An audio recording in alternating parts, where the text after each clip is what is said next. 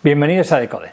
Nueva York, la ciudad donde se construyen las leyendas, donde todos soñamos con llegar a ser alguien.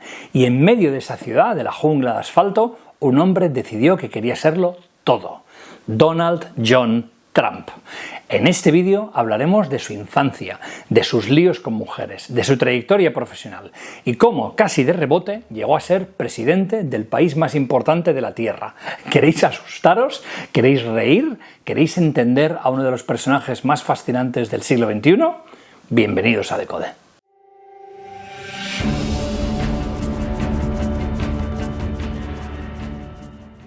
Si paseáis por Nueva York, el nombre Trump está por todos lados. Está en letras doradas en edificios, está en productos como toallas o incluso botellas de vodka. Lo podéis encontrar en trozos de carne en sus restaurantes. Trump es un producto, y es un producto que se vendió a América a sí mismo como quien vende un sueño. La promesa de que haría América grande otra vez, ¿no? Make America Great Again. Trump empezó como un dios televisivo y ahora es el presidente del país más poderoso del mundo. Pero detrás de esa fachada, detrás de esa estética de multimillonario, de playboy, de político exitoso, realmente vive un niño mimado, un niño insaciable, un niño ruidoso, el típico niño que de pequeño nunca oyó la palabra no, que nunca aceptó un has perdido. Incluso hoy tiene problemas aceptando que pierde al golf. Y ahora que es un adulto, ¿ha dejado realmente de ser un niño o sigue siendo ese mismo niño mimado y malcriado? Por eso, hoy en Decode vamos a hablar de cómo el hijo de un promotor inmobiliario de Queens se convirtió en un icono, en un millonario y en una amenaza para la democracia. Cómo un niño que lo que quería era atención de pequeño, ahora se ha convertido en un hombre mayor que lo que hace es vivir por los aplausos. La vida de Trump está dominada por la fama, por las tetas, por el oro, las bancarrotas y muchísimos tweets. Esto no va de política, va de psicología. Bienvenidos a otro especial en dos partes de Decode. Igual que analizamos en su día a Vladimir Putin, hoy analizaremos a Donald Trump, el rey del ego. Trump va por la vida diciendo que es un multimillonario hecho a sí mismo. Nada más lejos de la realidad. Realmente heredó un imperio familiar construido sobre hoteles con servicios especiales para señoritas. Os lo cuento. Todo empieza con su abuelo, Friedrich Trump, un inmigrante alemán. Estamos en el siglo XIX finales y Friedrich Trump básicamente se muda de Alemania a Estados Unidos y en algún lugar en los bosques de Canadá y las tierras salvajes de Alaska, Friedrich empieza lo que educadamente podríamos llamar un servicio de restaurantes y de hoteles con compañía femenina. No es que él operase burdeles, por ser claros, no estamos hablando de eso. Estamos hablando de que en aquella época era relativamente frecuente que en los hoteles hubiera, digamos, habitaciones reservadas para servicios sexuales. Y ahí es donde Friedrich Trump hizo su fortuna. Hizo su primera fortuna sirviendo a los buscadores de oro que fueron hacia el oeste, ¿no? Con la conquista al oeste de Estados Unidos, algo más que comida, algo más, digamos, caliente, ¿vale? Friedrich, evidentemente, pasa la historia y llegamos al padre de Donald Trump, que este es el que realmente construyó el imperio familiar. Con lo cual, que os quede clarísimo, Trump no es millonario hecho a sí mismo, heredó un imperio que le venía de familia. Fred Trump era constructor, como su padre, pero este sí que fue un multimillonario de verdad. Ya no hacía, digamos, casas para mineros, sino que lo que hizo fue un sistema para construir. De hecho, se le atribuye a Fred Trump la construcción de barrios enteros en la ciudad de Nueva York. Queens, Brooklyn, viviendas obreras, pero con pequeño detalle sin importancia, solo para blancos, ¿vale? Recordemos la discriminación en Estados Unidos, estamos en los años 50, 60, Martin Luther King, etc. Y sí, las familias negras y las familias latinas eran sistemáticamente excluidas de los edificios de la organización Trump. Esto está, por cierto, documentado, ¿vale? Que nadie se crea que yo me lo he inventado. Esto está en demandas, está en documentos, está en casos archivados por el Departamento de Justicia de Estados Unidos. Y en ese contexto de riqueza económica extrema y también de discriminación sin escrúpulos, en ese contexto es donde nace nuestro personaje Donald Trump. Un mundo en el que el poder estaba relacionado con los blancos y evidentemente con el control, en este caso, de lo que son las viviendas para los blancos. Donald, por tanto, cuando era pequeño, nunca supo lo que era necesitar algo, porque era el típico niño malcriado de familia rica. Tenía mayordomo, autónomo, tenía una cuenta bancaria propia con 7 años, iba en limusina al colegio y evidentemente tenía un baño de mármol, porque eso es lo lógico para un niño pequeño. Su hermana, no estamos hablando de que esto lo diga alguien en Twitter o alguien en Facebook, no, su hermana llegó a decir: mi hermano era el niño más mimado que he conocido en mi vida. Su padre, de hecho, estaba obsesionado. Trump tiene varios hermanos, pero el padre, para Donald, tenía una visión, que es que quería que se convirtiera en un tiburón de los negocios. Pero Donald tenía otro tipo de ambiciones. Como el clásico hijo malcriado de familia rica, él no quería trabajar. Él lo que quería era vivir la vida de rico y, por tanto, lo que él quería era ser una estrella. No soñaba con hojas de cálculo, soñaba con la fama, soñaba con mujeres, soñaba con sexo, soñaba con poder. De hecho, su biógrafo en aquella época dice: Donald Trump nunca entendió lo que es amar, solo entendió lo que es ganar. Tela. Y eso es lo que vivió de pequeño, y recordaréis cuando hablaba de Putin, cómo se hablaba de cómo la psicología marca a las personas, y en este caso es exactamente lo mismo, la infancia marca a las personas. Lo único que vio Donald de pequeño era el respeto por el dinero, el desprecio por la debilidad y por las minorías en aquel caso, y evidentemente en esa atmósfera el niño crece pues con una visión absolutamente distorsionada de lo que es la realidad. No tiene amor, responsabilidad, tareas, no. Lo que tiene es un entorno que lo que le dice es que lo que merece es adulación y que lo que merece son aplausos siempre. Creció en una casa en la que tenía de todo salvo límites. Dicen los que lo conocieron que Donald Trump era absolutamente insoportable en el colegio, porque claro, era un niño rodeado de privilegios. ¿Cómo de profundos eran los privilegios que había heredado? ¿Cómo eso marcó su autoestima para siempre y le convirtió en el presidente que estamos disfrutando o sufriendo ahora? Lo veremos en la siguiente sección. Trump no era un niño prodigio, no destacaba ni por su inteligencia ni por su capacidad de trabajo, lo que era un niño problemático. En primaria los profesores lo llamaban matón, un bully, y decían que era el rey de las mentiras, de la manipulación y de el saltarse clases y hacer prevalecer sus privilegios. Se quejaban de que no escuchaba, de que mentía sin vergüenza, de que montaba escenas, de que era manipulador. La misma hermana de la que hablábamos antes diría años después: Donald era el típico niño que sabía que podía salirse con la suya en todo. Y evidentemente esto fue pasando los años, fue yendo a peor hasta que a su padre se le inflaron las narices. Y con 13 años, el padre de Donald Trump, con un poco de sentido común y criterio, dijo: ya está bien, basta. ¿Qué hizo? Envió a Donald Trump a una academia militar. Esto, ya digo, también está documentado, buscadlo porque es bastante gracioso. No era una forma de castigo. Lo que estaba buscando el padre era infundir algo de disciplina en aquel hijo que le estaba saliendo absolutamente díscolo. Ya sabéis que una academia militar se supone que es una fábrica de disciplina. Marchas, gritos, obediencia, duchas frías y dormir hasta solamente la madrugada. Pero claro, aquello salió el tiro por la culata, porque al final la gente encuentra su camino, sea cual sea ese camino, ¿no? Donald no aprendió en la escuela militar lo que su padre quería, no aprendió a obedecer, no, lo que vio es cómo se hace para mandar. Es decir, él lo que vio es: mira, estos son los que mandan, yo quiero ser como ellos, yo no quiero ser el pringao, yo lo que quiero ser es el que está mandando y el que está gritando. Y por tanto, lo que aprendió en la escuela militar, y lo vemos aún ahora en el estilo Trump, es que si eres el que más grita y si eres el que proyecta más autoridad, vas a ganar. Eso es lo que aprendió en la escuela militar. Llegó a ser, por tanto, capitán de pelotón, porque evidentemente un carácter como Trump, chillón, autoritario, en una escuela militar progresó bastante rápido.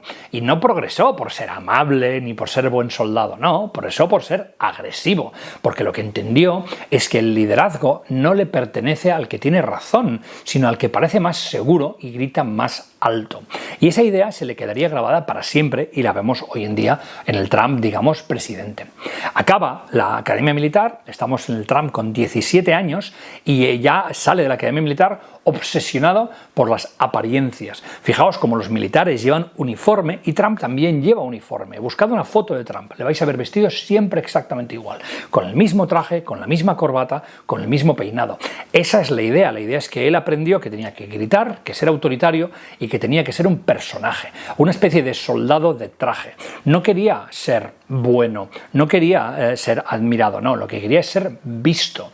Y esa es la diferencia clave que quiero establecer con Vladimir Putin. Recordaréis que hicimos un análisis de Vladimir Putin, os dejo aquí esos vídeos que parece que gustaron mucho, ¿vale? A diferencia de Putin, recordaréis que Putin fue moldeado por el miedo, ¿no? El miedo a una Rusia en la posguerra, una Rusia destrozada, una Rusia en lo que le hacía falta era control y por eso la vertical del poder y tal y cual. Bien, Trump fue moldeado no por el miedo sino por el privilegio.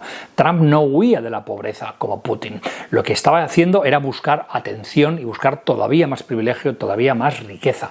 Ya lo tenía todo, pero claro, la gente que lo quiere todo siempre quiere más.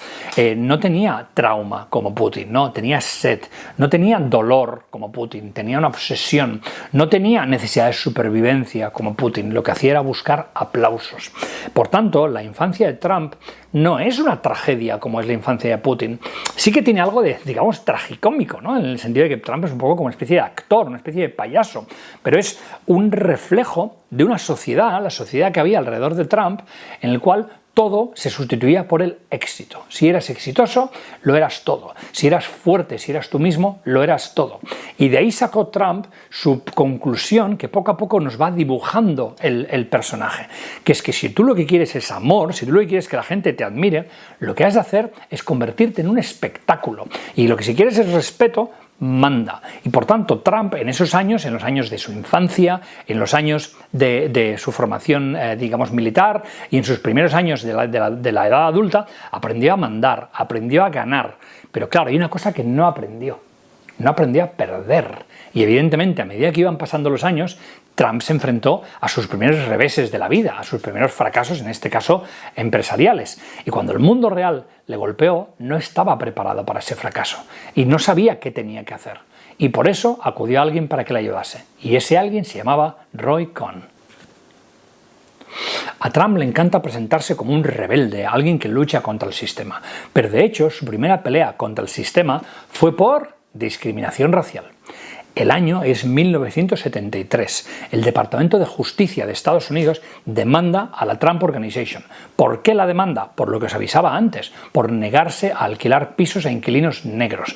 No me lo estoy inventando. La compañía de Donald Trump fue, digamos, demandada por, básicamente, racismo, ¿vale? El lenguaje era claro y había pruebas contundentes. La idea es que cuando llegaban solicitudes a la Trump Organization se ponía una letra, ¿no?, que indicaba, bueno, pues diferentes tipos de criterios. Todo muy normal. De en plan, no, pues esta persona es solvente, esta persona no es solvente y tal y cual.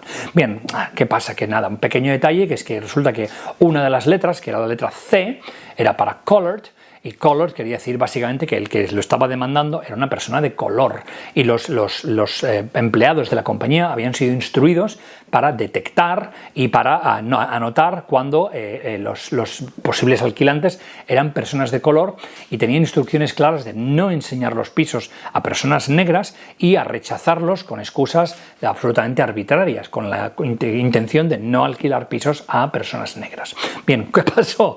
Lo que pasó es que evidentemente esto llegó al FBI vía una denuncia y el FBI lo que hizo fue enviar encubiertos agentes. Envió agentes blancos y envió agentes negros, ¿vale? Bien, oye, qué sorpresa. A los agentes blancos les ofrecían pisos y les daban condiciones, tal y cual, y a todos los agentes negros los rechazaban, ¿vale? Todo eso está documentado, ¿vale? Digo, hay informes, hay archivos, pruebas directas de lo que se llama segregación racial. No olvidemos lo que he dicho antes, el pasado de Estados Unidos. Estados Unidos es un país que ha tenido una tensión racial y la sigue teniendo ahora incluso. Bien, ¿qué hizo Trump ante esto? Ante la acusación palmaria de decir tu compañía está discriminando a los negros. ¿Admitió la culpa? No. ¿Pidió perdón? ¿Qué va? Lo que hizo fue hacer otra cosa distinta. Contrató a un personaje bastante turbio llamado Roy Cohn. ¿Quién era Roy Cohn? Roy Cohn es una leyenda neoyorquina, era un ex fiscal duro, implacable. Os sonará a los que seáis mayores el macarcismo. ¿Os acordáis del macarcismo? Que fue todo aquel proceso contra los comunistas después de la Segunda Guerra Mundial y tal y cual. Bien, pues Roy Cohn era uno de los fiscales que trabajó en el macarcismo con el senador John McCain. McCarthy, ¿vale? Luchando contra el comunismo que se había adueñado de Estados Unidos, con lo cual era un tío duro como el acero y frío como el hielo, que básicamente lo que era un especialista en utilizar el miedo como arma, porque había estado persiguiendo comunistas prácticamente toda su vida. ¿Qué le enseñó a Trump? Le enseñó lo que llamaríamos las reglas de la guerra, ¿no? En el sentido Trump, que es que nunca pidas perdón, nunca admitas culpa, aunque haya pruebas, da igual, nunca admitas culpa, y lo que tienes que hacer es que si te atacan, contraataca y contraataca 10 veces más fuerte, porque al final quien va a ganar no es quien tenga razón, es quien sea capaz de gritar tan alto que acalle a la verdad, ¿vale? Entonces eso es lo que le enseñó Roy Cohn a Donald Trump, que si no puedes ganar, lo que has de hacer es quemar el tablero y ir a por todas. ¿Te acusan de no alquilar a negros? Bueno, pues lo que tú tienes que hacer es contraatacar diciendo que esto es un caso de extorsión contra un empresario blanco por parte de los agentes federales. Esa era la lógica de Roy Cohn. Y ahí está la semilla, ¿no? Si buscamos, sabéis que yo me gusta mucho en Decode hablaros de la semilla de las cosas, ¿no? Y vimos la semilla de Putin, aquí estáis viendo la semilla de Trump, que es que el trumpismo se basa en esta idea, ¿no? En la idea de decir, no, tú no expliques nada, tú acusa, tú no escuches, tú grita y no pidas perdón. Lo que tienes que hacer es convertirte en una víctima y, siendo víctima, decir que eres un héroe. Es exactamente lo que hizo Trump con las elecciones, vestirse a sí mismo, ya digo, de victimismo y así pues envolverse en la bandera y convertirse en un héroe. La idea es que si Trump hoy en día, en el año 2020 y pico, ¿no? 2025, se ha convertido en un espectáculo y en un profesional de controlar los medios, es porque Roy Cohn fue su mejor profesor. Pero ya digo, esto no fue puramente un caso legal. Esto es un manual de ideología. En ese momento, básicamente Trump interioriza sus principios básicos, que es que, primero, la realidad no existe, la realidad se puede reescribir. Segundo, que un hecho será aquello que tú seas capaz de gritar más fuerte que el de al lado. Y que tercero, si repites la misma mentira con mucha seguridad, la convertirás en una arma y la convertirás en la verdad. Lo siento, si os suena al señor Goebbels, no es culpa mía, esto lo habláis con el señor Trump, pero aquí estamos hablando de un caso palmario de propaganda, ¿sí? Y ese mismo comportamiento lo veremos después, es decir, lo vimos en el primer mandato de Donald Trump y lo estamos viendo ahora en el segundo mandato de Donald Trump, en sus discursos de campaña, donde repite mentiras absolutamente falsas, como cuando empezó con el tema de dónde había nacido Barack Obama en el primer mandato, ¿vale? Y sabía que era mentira, pero le daba igual, porque a base de repetirlo, conseguía sembrar la duda. También con todo su tratamiento de lo que él llama las fake news, ¿no? Es decir, cuando algo no le gusta, aunque sea verdad, va a decir, no, esto es fake news. Y a base de repetir que es fake news 3000 veces, conseguirá imponerlo como si fuera realmente la verdad, el hecho de que eso sean fake news, ¿no? Y crear narrativas, la típica narrativa de o conmigo o contra mí, ¿no? De que somos nosotros contra ellos. Que esto es peligrosísimo, porque Estados Unidos siempre había sido un país, digamos, muy unido, ¿no? Muy unido en la adversidad y tal y cual, y lo que ha hecho Donald Trump precisamente es dividirlo, ¿no? Dividirlo en nosotros contra ellos, demócratas contra republicanos, LGTB contra la gente que odia a los LGTB. Ha conseguido hacer trincheras, ¿no? Lo cual es una cosa que en Estados Unidos no existía y es una auténtica pena. ¿Cómo acabó el asunto de la demanda por segregación racial? Bueno, acabó como suelen acabar estas cosas, con un acuerdo extrajudicial de los cuales los términos son confidenciales. Trump no admitió culpa, no se saben los términos económicos, pero evidentemente Trump tuvo que dejar de discriminar por raza y básicamente, aunque esto no fue una victoria, Trump obviamente la vendió como tal, la vendió como que él había prevalecido, digamos, con su criterio de empresario. Porque al final es lo que llevamos diciendo, ¿no? En la mente de Trump, el ganador no es el que tiene razón, es el que tiene capacidad para imponer su versión. Y esa es la teoría básica del trumpismo y de la básicamente forma de pensar de Donald Trump, que es que él nunca dirá yo soy culpable. No, lo que dirá es hay una conspiración contra mí. Y desde ahí Trump ya dejó de ser un empresario y se convirtió en un líder de opinión de lo que es la era de la posverdad. Esta era en la que vivimos ahora, en la que la realidad sencillamente es la que tú seas capaz de imponer. Lo estamos viendo estos días en España con el PSOE y con el PP tirándose casos de corrupción. Al final lo que están luchando es por ver quién es más fuerte imponiendo su versión, a sabiendas que las dos son falsas. La idea es que Trump en ese momento aprende que lo que tiene que hacer es ir gritando por todo Manhattan: estoy aquí, miradme, admiradme. Pero esta guerra solamente había hecho que empezar. Vamos a hablar ahora del crecimiento del imperio inmobiliario de Donald Trump. Trump no construía edificios, lo que hacía era construir espejos, espejos de su ego. Cada nuevo rascacielos que construía era una especie de recordatorio que lo que decía era: miradme, admiradme. Son los años 70 y Trump se muda a Manhattan. No se muda tanto por negocios, se muda buscando la fama, porque Brooklyn era para la gente corriente y en cambio Manhattan era el lujo, era la opulencia. Y eso es lo que él quería. Él lo que quería era brillo, él lo que quería era destacar. No quería ser rico solamente, porque ya era rico. Lo que quería era ser un mito, porque hay que diferenciar riqueza de ego. Es decir, hay gente que es tremendamente rica y millonaria, como por ejemplo Bill Gates, y no tiene ego. Lo que caracteriza a Trump no es la búsqueda de la riqueza, sino que es la búsqueda del ego, de la adulación, de la admiración. Su modelo de negocio siempre era el mismo y parecía un poco como una especie de truco de magia.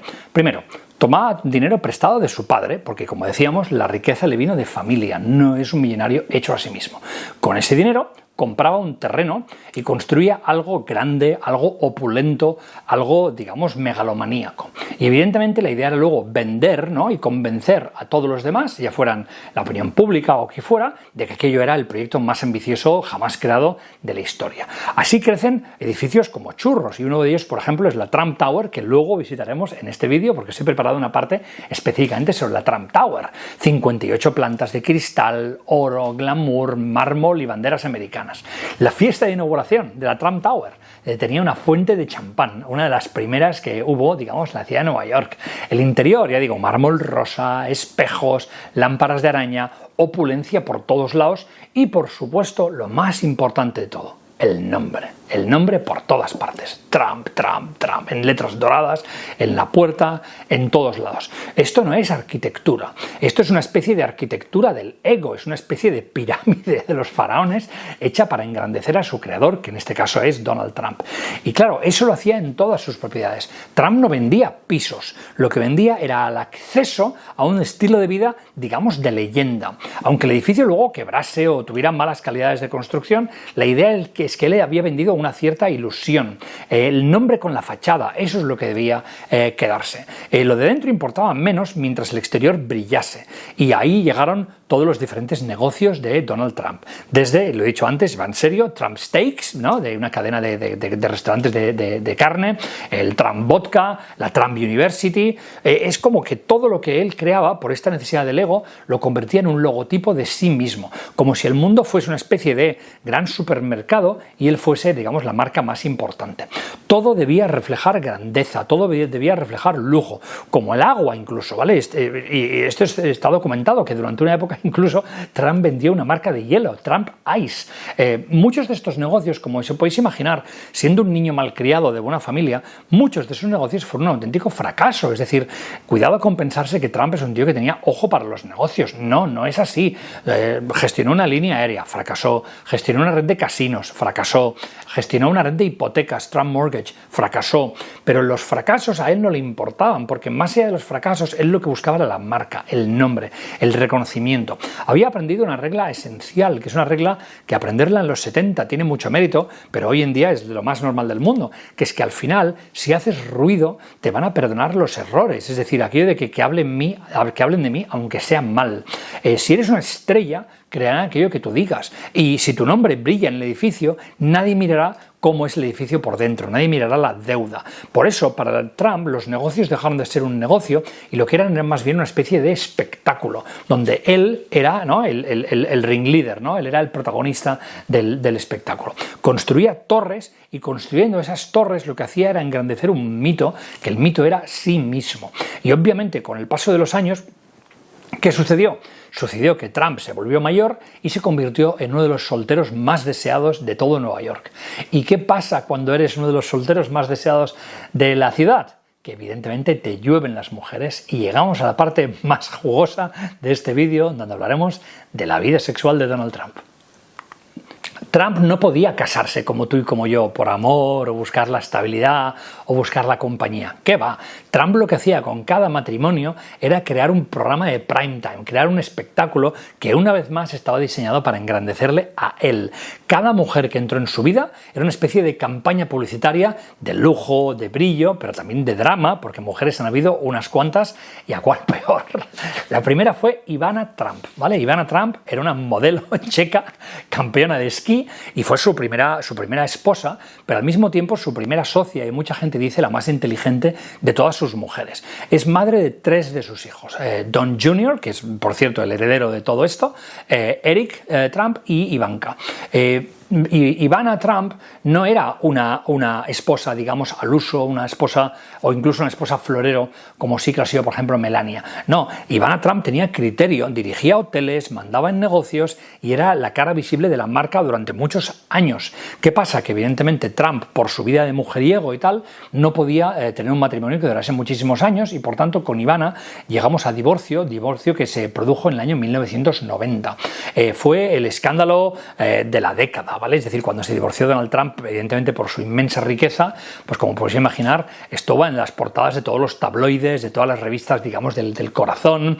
Había rumores de infidelidades, ya se hablaba de una tal Marla Maples, de la que hablaremos de aquí un momento, y evidentemente millones en la pensión que tuvo que pasarle Trump a su mujer. Y básicamente Ivana desaparece del mapa. Entramos en la segunda era, la era de Marla Maples. Es una actriz, es un personaje televisivo. Es la mujer por la cual dejó a Ivana, hablando en plata, porque estaba más buena. Y Trump dijo una vez en una entrevista, refiriéndose a Marla Maples, Marla me daba el mejor sexo que he tenido en mi vida. Claro, imaginaros cómo es un personaje para decir esto en una entrevista, pero bueno, y lo publicaron los periódicos una y otra vez, y Trump evidentemente se enorgullecía de decir eso. Tuvieron solamente una hija, Tiffany, pero el cuento de hadas también se rompió una vez rápido. El matrimonio entre Trump y Marla Maples duró unos 6 años, otra vez divorcio, otra vez pensión, otra vez titulares.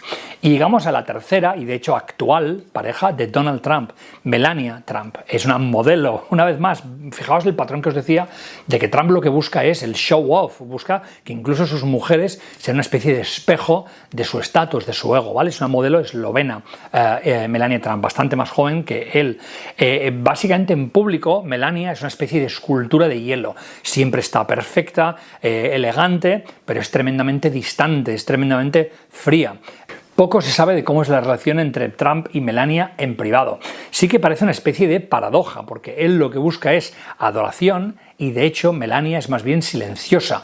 En las fotos entre ellos dos se ha visto muchísimas veces que lo que hacen es reflejar una cierta tensión. Él sonríe, ella aparta la mirada, él le agarra la mano, ella la retira. Es una pareja que básicamente da la sensación de ser una especie de, digamos, display, una especie de, ¿no? de pacto que hay entre ellos dos, con muy poca calidez y mucho de, digamos, protocolo. Pero detrás de todo este lujo y de estas parejas aparentemente estables, evidentemente lo que había era un desfile continuo de infidelidades, una detrás de otra.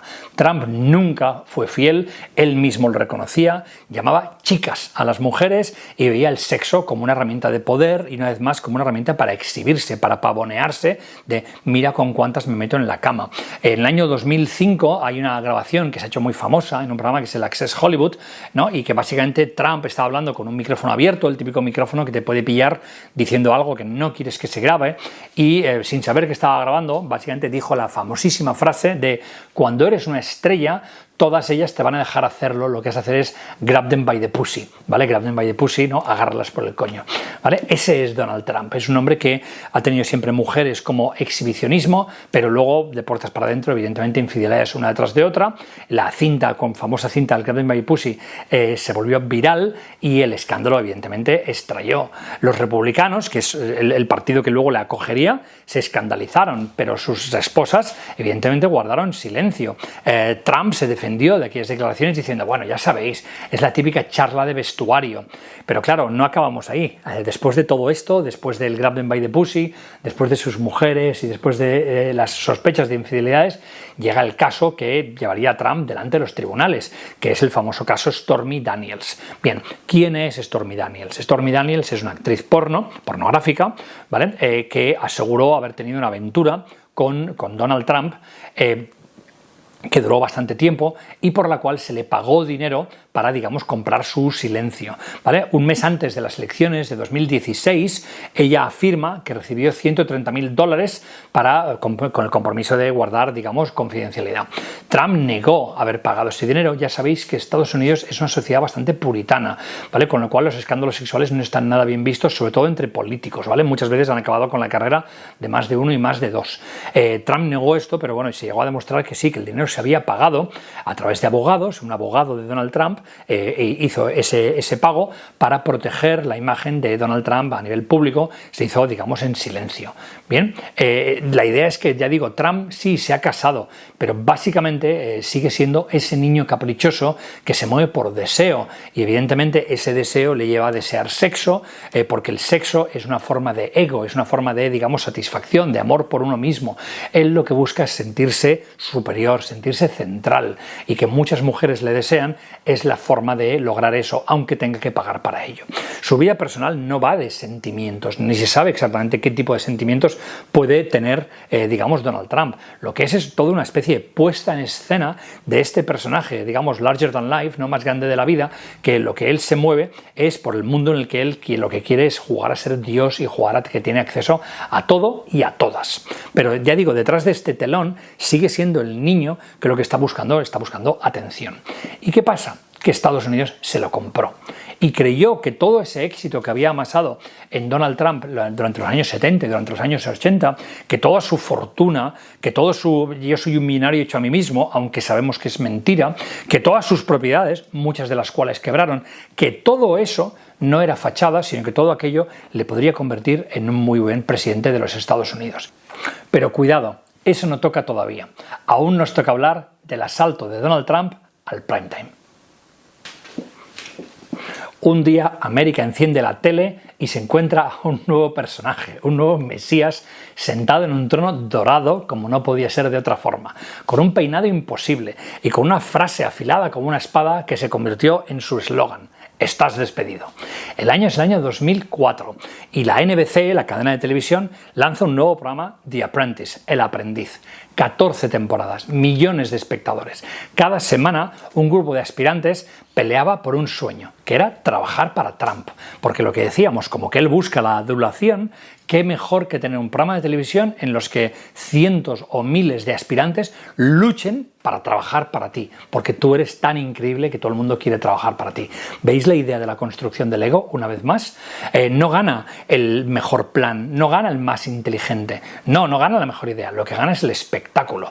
Trump se sentaba en el programa, lo habéis visto seguramente alguna vez, en un escritorio dorado, y lo que hacía era dictar sentencia a medida que los iba eliminando, como si esto fuera Gran Hermano, diciendo: no, estás despedido, estás despedido.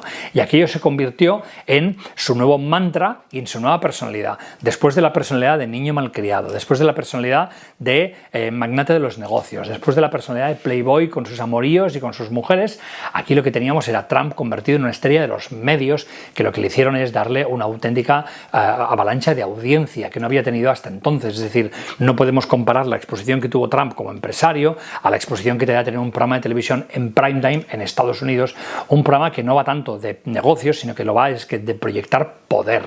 Trump no entrevistaba, Trump juzgaba a los candidatos.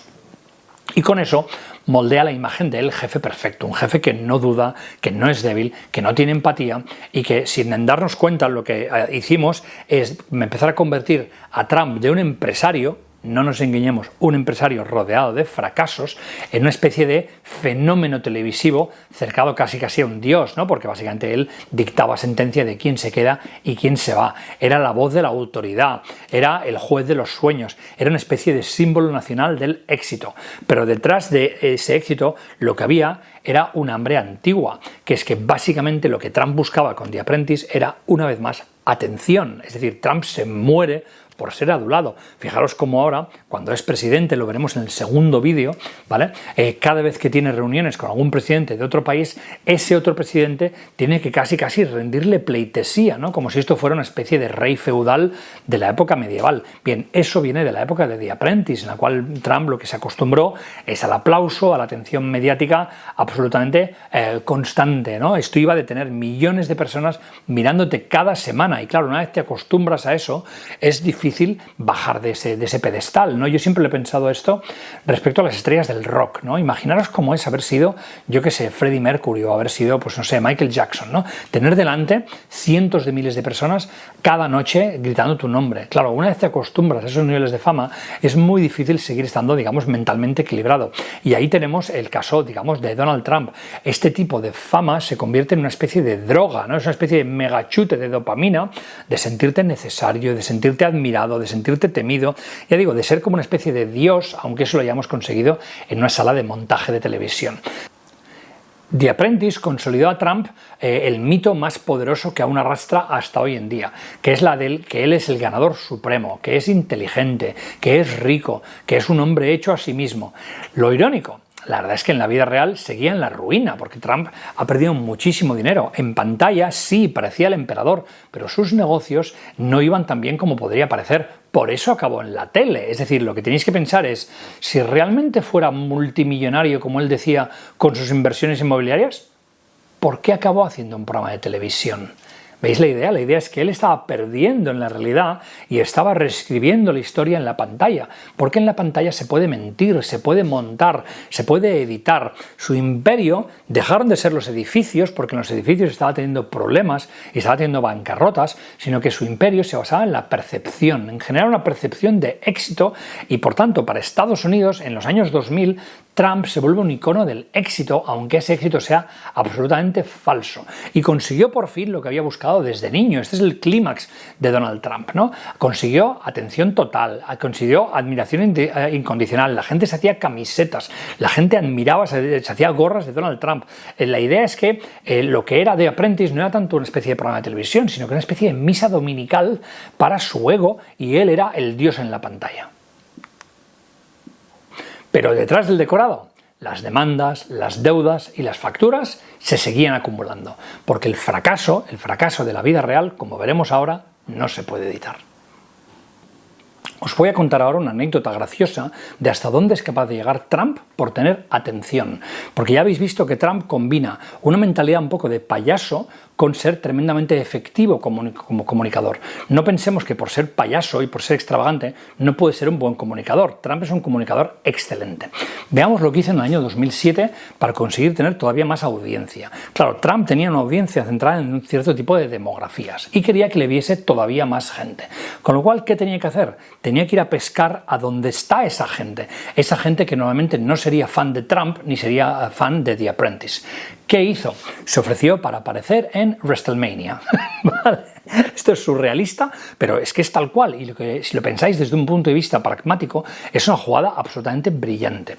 ¿Qué es WrestleMania? WrestleMania es el mayor evento de la WWE, ¿no? De la lucha libre americana del año, ¿no? Es una especie de evento televisado en el que salen los mejores luchadores, y ya sabéis todos los que sepáis un poco de esto, que hay tramas, ¿no? De que este es enemigo de este, que ahora estos dos son aliados, y no sé qué, no sé cuántos, ¿vale? Bien, la idea es que Trump se ofrece para aparecer como la estrella invitada en el WrestleMania, la liga de la lucha libre. De hecho, se apuesta su melena, la melena de Donald Trump, ya sabéis que tiene una melena así como toda característica, contra la de Vince McMahon, que es el dueño del show. Es decir, la familia McMahon es la dueña de la franquicia de la WWE, y en un show Trump y McMahon evidentemente eran rivales porque eran los dos superpoderosos, llegan a pelearse, llegan a hacer ahí todo el show y se apuestan en la melena. Trump gana la apuesta, que evidentemente esto estaba absolutamente pactado, y en directo le afeita la cabeza a Vince McMahon en un momento televisivo absolutamente impagable delante de millones de espectadores. Es una escena que casi parece de una opereta, una ópera bufa, coreografiada, sin ningún tipo de sentido, pero si pensáis en la mentalidad de Trump, tiene todo el sentido del mundo. Trump no estaba en la WWE por hacer el payaso. Estaba siendo un comunicador brillante, estaba abriéndose mercados y estaba haciendo que todos esos chavales de, no sé, entre 14 y 25 años, que son fans del pressing, ¿no? de la lucha libre, sean a partir de ese momento fans también de Trump, con lo cual estaba ganando audiencia para su programa, tanto en la actualidad como en el futuro. Y seguramente entre aquella audiencia de chavales de 14 años hay gente que luego ha votado a Trump como presidente. Trump proyecta en ese momento una escena que evidentemente es falsa y está pactada, pero lo que hace es que la proyecta como si fuera real, como si el conflicto con McMahon fuera la Tercera Guerra Mundial. Y obviamente los periódicos lo cubren, los fans lo ovacionan, y una vez más Trump consigue capturar el foco y atraer audiencia hacia él. Ese es el truco, y es el truco que lleva haciendo Trump toda su puñetera vida, que es que no distingue la vida real del espectáculo, porque él ha hecho de su vida un espectáculo. Y evidentemente el público tampoco lo distingue, porque llega un momento que el público es incapaz de entender quién es Trump, el ser humano, y quién es Trump, el personaje, porque Trump es todo el personaje. La idea es que esto puede parecer ridículo, pero si estuviera aquí conmigo un especialista en comunicación, os diría que es absolutamente brillante y absolutamente eficaz, porque la idea es que la imagen, la fuerza de la imagen, hizo que Trump se entrara en muchísimos millones de casas, donde seguramente hasta aquel punto no sabían ni siquiera quién era. El show siempre tiene que ir primero, y evidentemente la WWE en este caso fue un ensayo general de lo que vendría después con la llegada a la presidencia, de cómo Trump consiguió abrirse paso en un mundo que no sabía que él podía haber sido político y convertirse en presidente. Él lo que vendió es que la democracia no se ganaba con argumentos, ni con planes de cambios, ni leyes, ni cosas por el estilo, sino que se gana como una especie de combate falso, como los combates de la lucha libre, a base de gestos, a base de espectáculo, a base de ruido y a base de una narrativa que te convierta en un héroe. Pero en aquellos años, en los años 2000, la realidad de las empresas de Trump era bien distinta. Vamos a verla.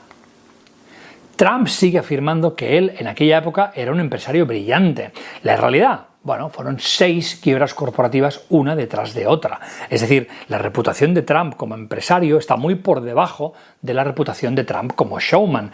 Nunca se declaró en bancarrota personalmente, pero sencillamente dejaba que sus compañías se hundiesen mientras él huía hacia el siguiente negocio navegando en su yate. Fijaos, Trump Plaza quebró, el Trump Taj Mahal, otra cadena de hoteles, quebró, Trump Casinos, quebraron, Trump Shuttles, una compañía de shuttles aéreos, fracaso, la famosa Universidad Trump, ¿no? La Trump University, demandada, acusada de fraude y tuvo que pagar $25 millones en multas.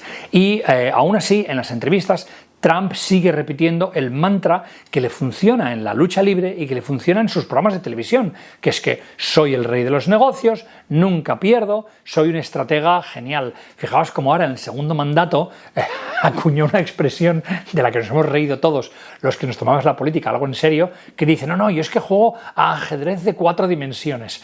Y bueno, dijo que acabaría con la guerra de Ucrania en, no sé, un día, y ahí sigue la guerra de Ucrania, dijo que conseguiría que los señores de Hamas, de los de Israel, firmasen la paz, y ahí sigue el conflicto. La realidad es tozuda, pero Trump no vive en la realidad, vive en un mundo de espectáculo en el que él es capaz de modificar la realidad. Él lo que hace es tener una estrategia que siempre es la misma. Primero, vende su nombre. Segundo, intenta conseguir todo el dinero posible. Tercero, cuando aquello se demuestra que es un desastre, sale por piernas y hacia el siguiente negocio. De hecho, hay un periodista que a esto le dio un nombre, que lo usamos hoy en día, ¿no? para reírnos un poco de Trump, que es lo que es el fenómeno del taco. Taco, y amigos mexicanos, no hablo de la comida mexicana absolutamente deliciosa, ¿vale? Sino que taco es las siglas de Trump Always Chickens Out. Es decir, Trump siempre acaba huyendo. La idea es que cada vez que la responsabilidad se acerca, Trump desaparece, ¿no? Señala a otro como el culpable, no, es que no fui yo, fue el inútil de no sé quién, fue no sé quién que le hizo mal, esto nunca ha sido culpa mía, y al cabo de un tiempo lo que hace es reaparecer, ¿no? Como las ballenas que salen a respirar, con una nueva temporada del show en algún otro lugar, es decir, quema áreas en las cuales ya no se puede dedicar, porque como empresario sinceramente es bastante desastroso, y lo que hace es volver a empezar en otro contexto, con ilusiones renovadas, siempre detrás de la, digamos, máscara de éxito, ¿no? Y de la marca Trump. Él lo que ha hecho es construir una imagen del macho alfa definitivo, ¿no? Ese macho alfa que realmente tiene éxito en todo, cuando a la hora de la verdad lo que es un maestro de la fuga. ¿Que un negocio fracasa? Bueno, culpará a los bancos, culpará al contexto internacional, dirá que es una conspiración, que lo demandan, dirá que ha sido culpa de los abogados, que pierde, culpará al sistema. Todo con tal de nunca admitir que él pierde. Y fijaos que en esto Trump y Putin son muy parecidos. Son dos personas que son incapaces de admitir que se han equivocado o que han perdido. Porque la idea es que en su versión, el problema en el mundo de Trump es que todos los demás son idiotas, o es una conspiración, o son noticias falsas. La idea es que para él la marca Trump es un escudo, porque la marca Trump es absolutamente perfecta, ¿no? Y nunca puede admitir que haya hecho nada mal, y detrás de ese escudo por más que lo pueda aparentar, no hay miles de millones. Recordaréis la polémica en su primer mandato. Sabéis que en Estados Unidos se suele hacer la declaración de bienes, como en muchos otros países, cuando llegas al poder, ¿no? Y tienes que presentar tus declaraciones. Trump no quería presentar sus declaraciones. ¿Y por qué? Porque le daba miedo que presentando sus declaraciones fuese evidente el fracaso de sus negocios, y por eso no quería presentar las declaraciones, y por eso se aferra a la fachada, ¿no? A la estética, porque una vez apartas la fachada y miras qué hay detrás, cuidado, porque la imagen puede ser menos ventajosa de lo que os podéis pensar. Por eso quiere carteles gigantes con su nombre, fotos saliendo con la limusina, porque mientras tú creas que él está ganando, él no ha perdido. La verdad es que, bueno, sus negocios han sido bastante peores de lo que nos pensamos. No ha construido empresas. Lo que ha hecho es construir una sensación de éxito, porque Trump, por encima de todo, es un comunicador, no es un empresario. Trump no levanta negocios, levanta ilusiones, y evidentemente ese fue su truco para llegar a la presidencia, porque América no revisó los balances, porque no los podía ver. Lo que vio fue el show, creyó en Trump, no vio sus deudas, vio portadas, no vio bancarrotas, vio logotipos, y mientras Trump realmente estaba perdiendo millones, lo que sucedió es que fue capaz de proyectar una imagen de que podría ser el presidente ideal para los Estados Unidos de América. Trump se presenta a presidente con 68 años y gana la presidencia con 70 años cumplidos. A base de show, a base de tweet, usando el mismo tipo de técnicas que había aprendido con Roy Cohn, que luego aprendió en el mundo de The Apprentice, esta idea de convertirse en un personaje y de conseguir admiración, adulación a base de acciones extravagantes. Cada tweet de Trump evidentemente consigue una exposición brutal, porque en el fondo siguen sonando como la rabieta del niño de 13 años que internamente sigue siendo. Grita en lugar de argumentar, guarda rencor en lugar de analizar y busca venganza en lugar de hacer propuestas. Todo el mundo recuerda la primera campaña absolutamente descarnada contra Hillary Clinton, yendo contra ella, que si crooked Hillary, que si la meteremos en la cárcel. Esa forma de pensar es una forma de pensar que los psicólogos básicamente llaman el desarrollo emocional detenido, que es cuando un adulto se queda atrapado en la edad emocional de un niño o de un adolescente y se sigue comportando como un adolescente aunque por fuera tenga 70 años. Por eso la miniatura de este vídeo es la que es, porque es que Trump realmente es un presidente que literalmente es un niño pequeño. No soporta el aburrimiento, necesita espectáculo, actividad, como un niño pequeño. No aguanta la crítica porque se la toma personalmente, porque le rompe el ego, como un niño pequeño. No escucha, chilla más alto para que le hagan caso, ¿veis? Como un niño pequeño. Trump no es un político maduro, es un tío que le han dejado sentarse en el despacho oval con la edad mental de un chaval de 13 años. Es un niño con demasiados juguetes y que su nuevo juguete es la presidencia de los Estados Unidos. Y por eso, cuando no consigue lo que quiere, por ejemplo en una negociación o por ejemplo en cualquier caso, sabéis que ser político es complejo. ¿Cómo responde? Con rabietas. ¡Oh, que les pondremos aranceles! ¡Que ahora me enfado con este! ¡Que ahora no recibo a Zelensky! Es la forma de actuar de un niño pequeño cuyo desarrollo emocional se ha visto, digamos, detenido. Él lo que está buscando continuamente es seguir estando en el centro del escenario, seguir siendo el foco de la atención. La clave para Trump es que la verdad, claro, como que es un inmaduro, no se base en hechos, se base en los sentimientos que él sea capaz de proyectar. Estos son ejemplos reales de declaraciones de Donald Trump. Fijaos, gané la elección por goleada. Y era mentira, era una vez más fake news. Soy más querido que Lincoln.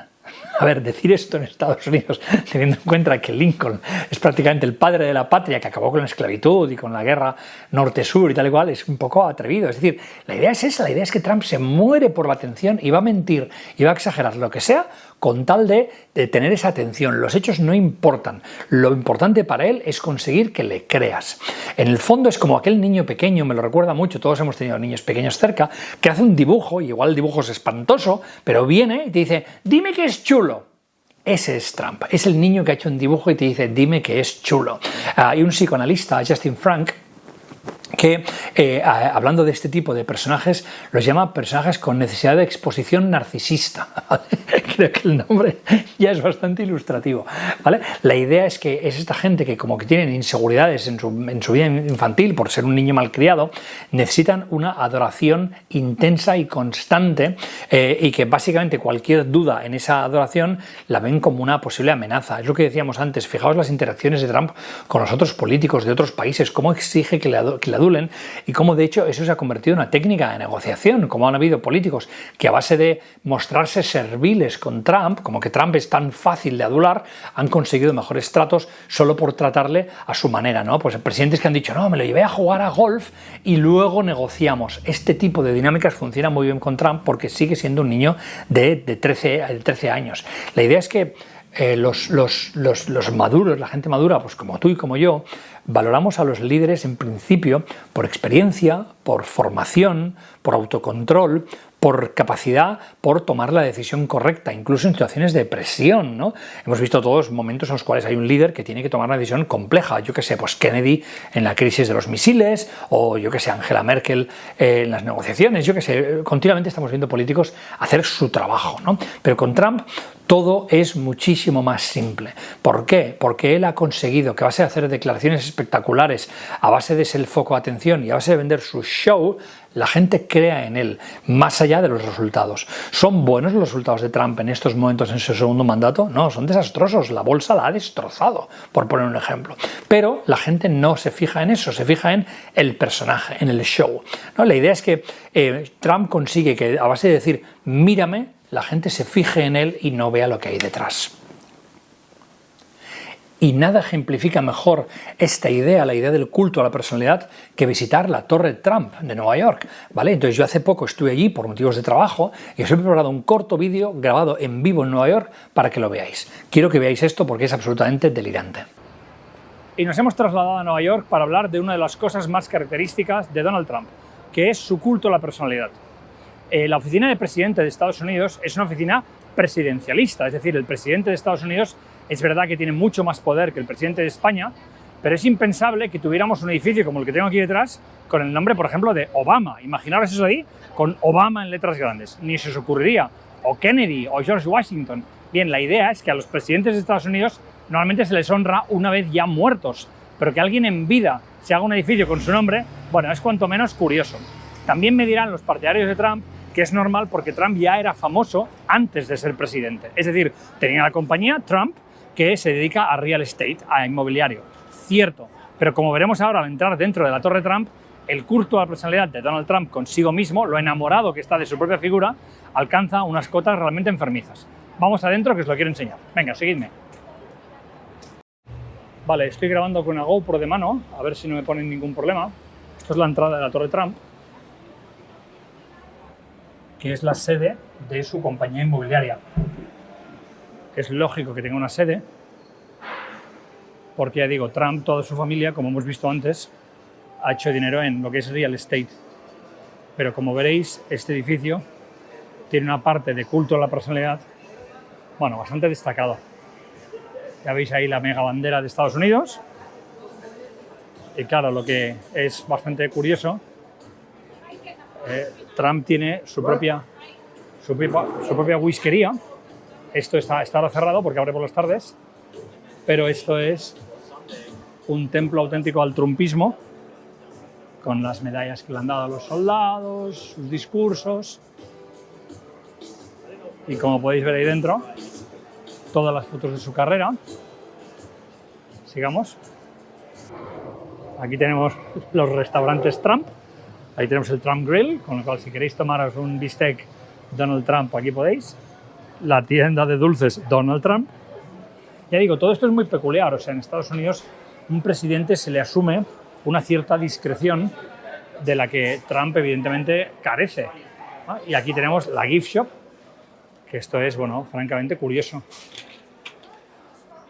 Sabéis que Trump es el presidente 45 y 47, con lo cual todo está lleno siempre de 45 y 47, camisetas Daddy de Donald Trump, las famosísimas gorras MAGA que habéis visto tantas veces, ¿no? Make America Great Again, en todos los colores que os puedan imaginar. Y sobre todo, bueno, pues todo tipo de, digamos, merchandising de culto a la personalidad. Pues, por ejemplo, si queréis comprar tazas, vasos, botellas de whisky, ropa para hacer deporte.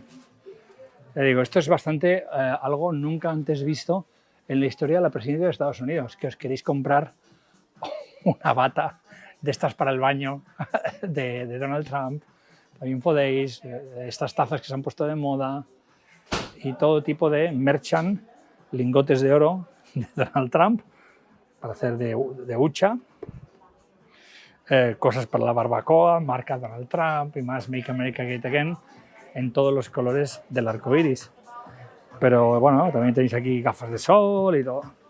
Es realmente espectacular, ya digo, es un emporio basado en la persona, bolas de fútbol americano. Beneficiándose de su cargo como presidente, ahora Trump promociona sus propiedades. Es decir, tú puedes ir a alojarte en las propiedades de Trump, ¿no? Que tiene desde, yo qué sé, Punta del Este, Miami, Escocia, ¿no? Entonces, ya digo, la diferencia entre lo que es el cargo de presidente y lo que son sus negocios a nivel particular está tremendamente difusa, ¿no? Tú nunca verías una pastelería de Kennedy o de Barack Obama. Y es una cosa que Trump ha hecho saltar absolutamente por los aires. Fijaos, este es el Trump Grill. Y oye, si alguien tiene muchas ganas, se puede tomar el Maga Burger del Make America Great Again. Y aquí tenemos una segunda gift shop, aún peor que la anterior, de todo lo que es el merchandising, vamos a llamarlo friki. Queréis barajas de cartas de Donald Trump, queréis calendarios, queréis pósters de una estética francamente dudosa y todo tipo de, bueno, yo qué sé, aquí postales de Melania. Es un templo auténtico a lo que es el trumpismo. Y ahí podéis ver la camiseta típica, ¿no?, del intento de tiroteo.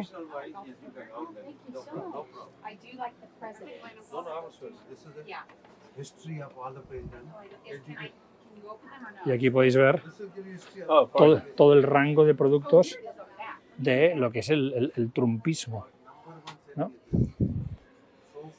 Ya digo, nunca antes visto este nivel de culto a la personalidad, a la figura de presidente, yo qué sé, con estos muñequitos. Yo voy grabando hasta que me prohíban grabar, ¿vale? Pero, bueno, es francamente curioso lo que ha hecho este señor con la oficina de presidente. De hecho, hay quien ha dicho que Donald Trump, con esa actitud, pervierte, ¿no?, la imagen de la oficina de presidente, ¿no? Que el presidente de Estados Unidos merecía un nivel de respeto que con Donald Trump absolutamente se ha acabado. Bien, pues ya habéis visto el epicentro del trumpismo, la Trump Tower con sus gift shops. Y claro, la pregunta que uno se hace es, ¿y todo esto para qué sirve? Porque se supone que un presidente del gobierno ha de poner por delante de todo el interés del país, no su interés personal de su figura o de sus compañías, ¿no? Y por eso existe la normativa de lo que se llama conflicto de interés. Y claro, da la sensación de que con Trump la normativa de conflictos de interés, honestamente, se le ha pasado absolutamente por el forro, ¿vale? Y esa es una de las cosas más preocupantes de su presidencia. Pero sigamos. Espero que os haya gustado. Maravillas de la tecnología. Ya estamos de vuelta en Barcelona. Y aquí lo tenéis, Donald John Trump. No es un monstruo, no es un genio del mal. Como hicimos con Putin, la idea es que a este tipo de gente hay que analizarla, no tanto para empatizar con ellos, pero sí para entender sus procesos mentales y cómo están construidos. Trump es fundamentalmente un niño mimado al que le dieron demasiado. Y ese niño mimado que tuvo acceso a miles de millones, que tuvo cámaras por todas partes, que tuvo acceso a mujeres, a sexo, a poder, básicamente nunca nadie le apagó esa sensación y ha crecido hasta la actualidad, a ser el presidente de Estados Unidos, requiriendo ese mismo nivel de atención, de adulación y de fama con el que creció en toda su infancia y su edad, digamos, adulta. No persigue el poder para cambiar nada. Si lo pensáis, Putin, de una forma maligna, pero sí quiere cambiar las cosas, quiere volver a la Rusia antigua y tal y cual. Trump no busca eso. Lo que buscó es el lugar de máxima exposición y de máximo ego para su personaje. En la pirámide de Maslow de Trump, básicamente ha llegado a una especie de superclímax en lo cual como que él lo que buscaba era el ego, quería el lugar con el mayor ego del mundo. ¿Y qué mejor lugar para tener ego que ser el presidente de los Estados Unidos? Aquí tenemos un tipo que, cansado de ser empresario, cansado de sexo, cansado de The Apprentice, un día se despertó y pensó, oye, ¿y si fuera presidente? Porque eso sería el clímax de mi vida. Y una nación que estaba cansada de la política, que estaba un poco desesperanzada, como lo está también España en estos momentos, es un buen símil, vio el espectáculo Trump, vio el show y le compró el producto. Le compró la imagen del hombre de la tele, del empresario exitoso, del showman, y pensaron que ese show que estaban viendo en The Apprentice se podría trasladar a la Casa Blanca, que realmente esa imagen de éxito y esa imagen de líder infalible podría realmente ser su próximo presidente. No es tan raro porque Estados Unidos tiene historias de presidentes que han salido de carreras lo más de peculiares. Ronald Reagan, por ejemplo, era un actor de Hollywood, de westerns, de hace muchísimos años, y se convirtió en presidente, con lo cual esa idea de que un actor, o en este caso un showman, podía convertirse en presidente, no es tan inusual como nos puede parecer en Europa. Y Donald Trump no se convirtió presidente con sus defectos, se convirtió en presidente gracias a sus defectos, porque consiguió vender esa imagen de líder infalible precisamente es como su fortaleza. América no eligió un político porque no quería un político. Recordad la primera elección, era Trump o Hillary. Hillary tenía una mala fama brutal acumulada a lo largo de muchísimos años, no voy a entrar en eso porque no es el tema de este vídeo, con lo cual, claro, entre un personaje denostado, un personaje que tenía muy mala fama como Hillary, y Trump, que era el hombre de éxito, obviamente ganó Trump. Fijaos el segundo mandato. El segundo mandato ha sido exactamente lo mismo, es que los demócratas son tontos. Pusieron a Biden, un señor, hablando en plata, muy, digamos, desmejorado por la edad, muy cansado, que se le veía que, bueno, pues que no está en su mejor momento a nivel cognitivo, contra Trump. Trump, que por más que también es un tío bastante mayor, se mostraba más vigoroso, más activo. Pues evidentemente volvió a ganar Trump. Es decir, siempre ha habido la duda de cómo le iría a Trump contra un político de verdad, un político joven, un político con ideas, como por ejemplo Obama. Trump contra Obama habría sido bastante interesante de ver, pero claro, es que los demócratas han fallado enfrentando siempre a Trump contra alguien que francamente era muy mal candidato, y ante eso la imagen del empresario exitoso, de Donald Trump, el hombre de las letras de oro, evidentemente ganaba. Pero cuidado, porque este primer vídeo ha ido de su vida, ha ido de su ascenso, ha ido de las mujeres, ha ido de los ratings. Cuidado, porque el segundo vídeo va sobre los códigos nucleares, porque vamos a hablar del Trump presidente, es decir, de qué pasa cuando ese niño malcriado, cuando ese niño caprichoso, cuando ese niño que ha estado rodeado toda su vida de dinero y de oro, llega a la Casa Blanca. Cómo se puede gobernar un país a golpe de tuit, cómo se puede dividir una nación en mayúsculas, es decir, los niveles de divisividad en Estados Unidos en estos momentos son los peores de la historia. Cómo en su segundo intento como presidente contra Biden perdió las elecciones y como que es incapaz de reconocer una derrota, tuvo que venir el escándalo, el drama, los insultos y el asalto al Capitolio. Fijaos, ahora que hemos hablado de Donald Trump como personaje, se entiende mucho mejor el asalto al Capitolio. ¿Cómo puede una persona que asume que es infalible y que es una persona de éxito y que todo el mundo le va a adorar, cómo puede esa persona digerir perder unas elecciones? Pues evidentemente no puede, y ahí es cuando la cosa se le sale de las manos, como veremos en el segundo vídeo, y básicamente organiza lo que organizó, y aquello acabó pues bueno, con cientos de detenidos, heridos y cosas por el estilo.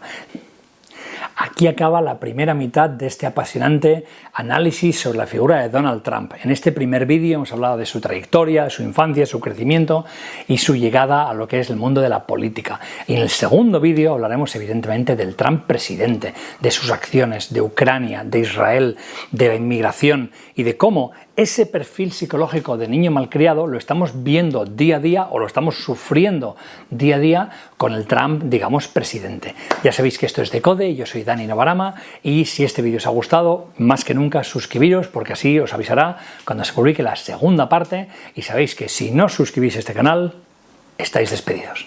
Gracias por estar ahí y nos vemos en el próximo episodio de Decode. Adiós.